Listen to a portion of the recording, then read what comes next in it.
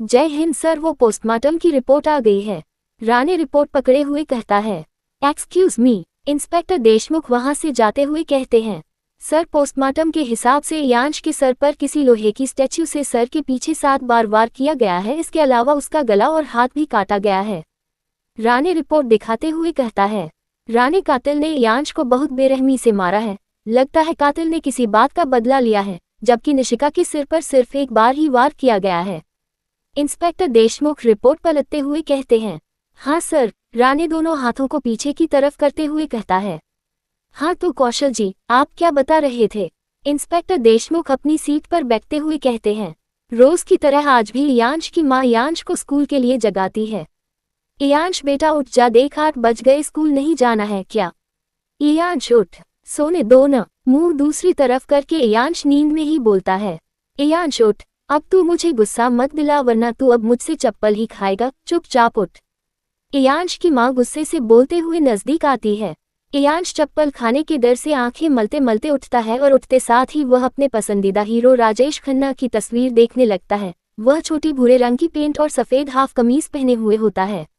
यांश अपने छोटे से दिमाग पर बड़े बड़े ख्वाब लिए रोज रात को बिस्तर के सबसे कोने वाली जगह पकड़कर सोता और रोज सुबह उन बड़े बड़े ख्वाबों को पूरा करने की चाहत लिए जागता। हाँ, सोने का वक्त तो रोज रात के 9 बजे का ही होता है, पर उठने का वक्त तो यांश ने अपने लिए 8 बजे के बाद का बना रखा था।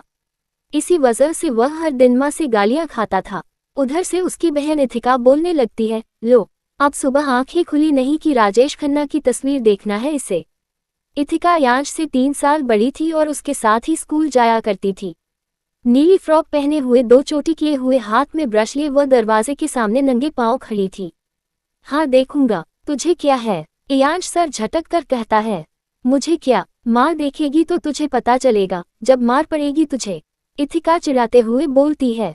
तू जलती है मुझसे, एक दिन मैं राजेश खन्ना जैसा बड़ा हीरो सुपरस्टार बन जाऊंगा न, इसलिए। यांश राजेश खन्ना की तस्वीर के ऊपर हाथ फेरते हुए कहता है। तू और सुपरस्टार? हाँ हाँ हाँ, आईने में शक्ल देखी है अपनी, मत देखना वरना वो भी टूट जाएगा। हाँ हाँ हाँ, इथिका यांश का मजाक उड़ाते हुए कहती है। जा जा, जब बनूंगा सुपरस्टार तब देखना, तुझसे तो बात भी नहीं करूंगा, बड़े लोग छोटे लोगों से बात नहीं करते। यांश चिढ़कर कहता है। तू जा। मैं क्यों जाऊं? इथिका गुस्से में बोलती है। यांश, जा, नहा धोकर तैयार होकर जल्दी से आ जा, नाश्ता बन गया है। यांश की माँ बाहर चूल्हे में रोटियां सेंकते हुए आवाज लगाती है। हाँ अम्मा, यांश सर खुजाते हुए कहता है और दौड़कर शौचालय की ओर भागता है। इथिका भी तैयार होकर नाश्ते के लिए चूल्हे के सामने आ जाती है। थोड़ी देर बाद यांश और इलियास भी आ जाता है नाश्ते के लिए, फिर तीनों स्कूल चले जाते हैं। यांश अपने स्कूल के सारे नाटक कार्यक्रम में हिस्सा लेता था और हर बार नाटक में वही अव्वल आता था, इसलिए जब भी स्कूल में कोई भी नाटक आयोजन कराया जाता था तो यांश को ही कहा जाता था। यांश हर वक्त राजेश खन्ना बनकर ही रहता था, उनकी तरह अभिनय, उनके जैसे बाल कटवाना, सब कुछ बिल्कुल उनके जैसा ही। यांश का बड़ा भाई इवांश एक कपड़े के दुकान में काम करता था। वह कुछ मजबूरियों की वजह से अपनी पढ़ाई पूरी कर न सका, लेकिन अपने छोटे भाई यांश के लिए उसने सपने बहुत देख रखे थे। इवांश का मझला भाई इलियास थोड़ा मंद बुद्धि का था, इसलिए उससे किसी को भी कोई उम्मीद न थी। पढ़ाई तो मन लगा कर करता था, पर उससे कुछ हो नहीं पाता था। साल गुजरते गए और वक्त भी बदलता गया, लेकिन इयांश के सपने जरा भी नहीं बदले। वह अब भी राजेश खन्ना जैसे सुपरस्टार बनने के सपने लिए ही सोया करता था।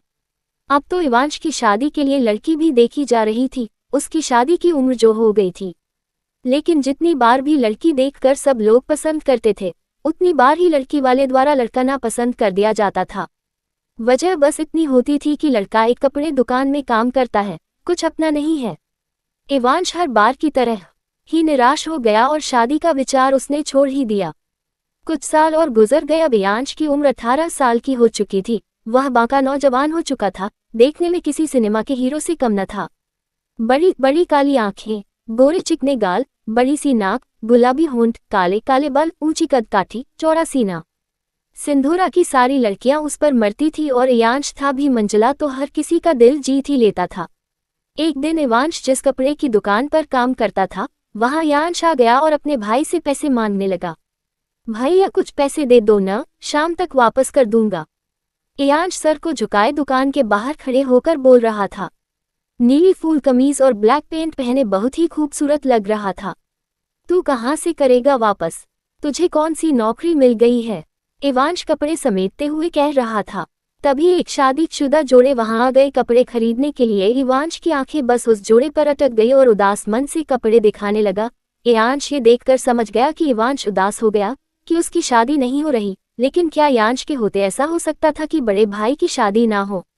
अब इवांश ने कुछ ऐसा तिगड़म लगाया कि इवांश के घर लड़की वालों के लिए रिश्ता भी आया और इवांश के साथ लड़की का रिश्ता जुड़ भी गया।